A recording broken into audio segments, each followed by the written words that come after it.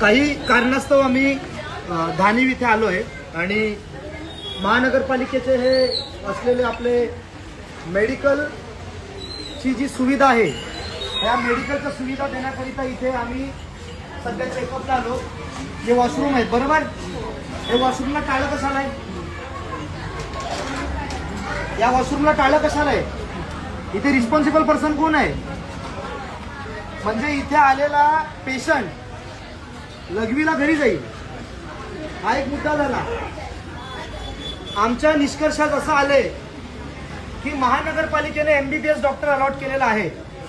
आता काही कारणास्तव ते डॉक्टर नाहीये. सगळ्यात मुख्यत्व हे रजिस्टर चेक केलं असता इकडचे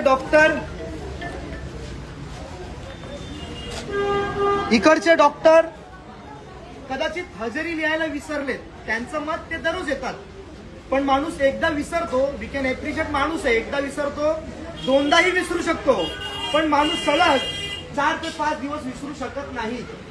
आणि सगळ्यात मोठा प्रश्न आदरणीय महानगरपालिकेच्या आयुक्त साहेबांना मला असं विचारायचं आहे की जर एखादा एमबीबीएस डॉक्टर तुम्ही या जनतेसाठी अलॉट केलेला आहे तर मग त्याच लेवलचा डॉक्टर तुम्ही इथे असं सबस्टिट्यूट ठेवला पाहिजे की नाही? प्रश्न क्रमांक पहिला. दुसरी गोष्ट, जर एखादा एमबीबीएस डॉक्टर इकडे उपलब्ध नाही आणि त्या डॉक्टरने एक सबस्टिट्यूट डॉक्टर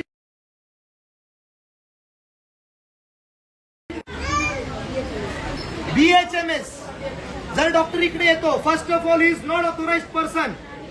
आणि second thing, this MBBS doctor जे आदरणीय आहेत तेही डॉक्टर आहेत, तेही आदरणीय आहेत. मग या एमबीबीएस डॉक्टर सरांना कोणी परवानगी दिली ते BHMS डॉक्टरला बसवायची? हा माझा प्रश्न आहे.